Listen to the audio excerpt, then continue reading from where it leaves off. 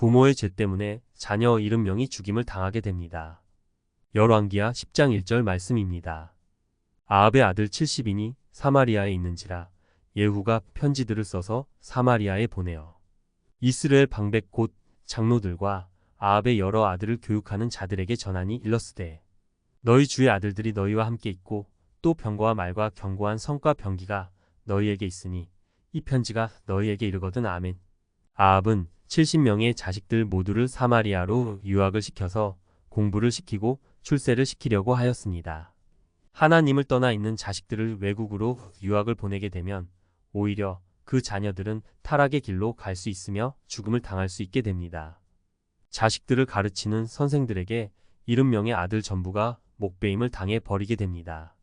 사마리아에 있던 아합의 아들 70명은 왜 죽게 되는지 이유도 모르고 목이 잘려지게 됩니다. 자기들이 살기 위해서 제자들의 목을 베어버리는 선생들에게 배우는 것은 뻔한 것들입니다.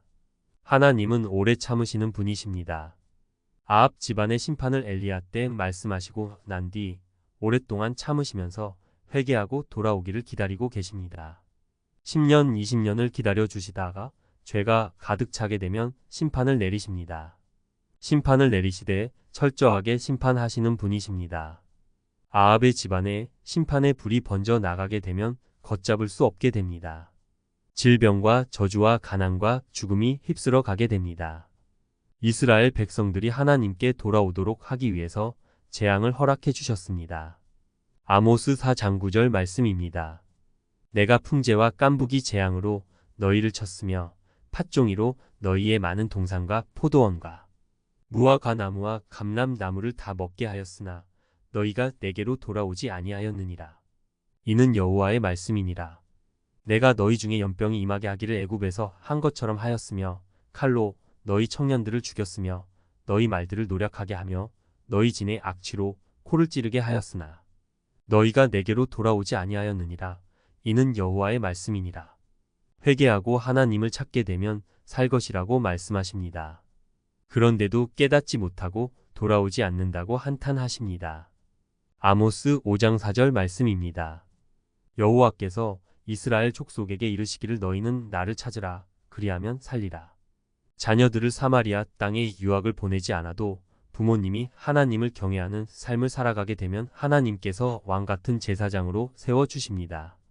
한나는 아들 사무엘을 하나님을 경외하는 나실인으로 드림으로 훌륭한 선지자가 되는 축복을 받아 누리게 되었습니다.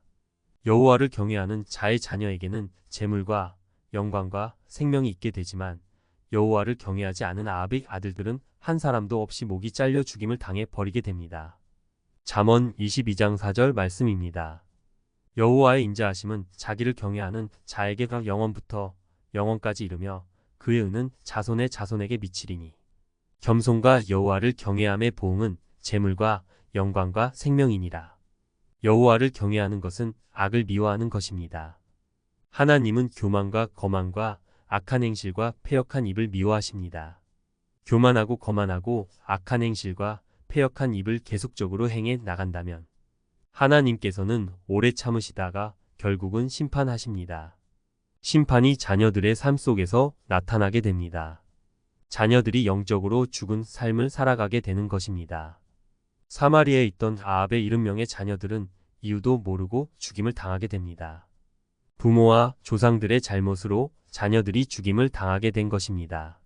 아버지의 악행은 3, 4대까지 보응하시는 하나님이십니다. 자식이 잘 되라고 좋은 학교를 보내고 유학을 보내지만 자식의 삶이 망가지게 되는 것은 부모의 악행이 있었다는 사실을 알고 회개해야 합니다.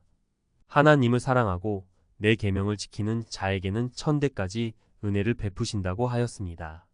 예수 그리스도를 믿는 사람에게는 결코 이러한 재앙의 일들이 일어나지 않습니다.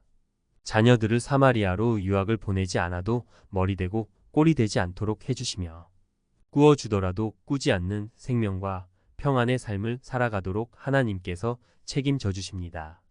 7번 넘어질 수는 있어도 다시 일어날 힘을 주십니다.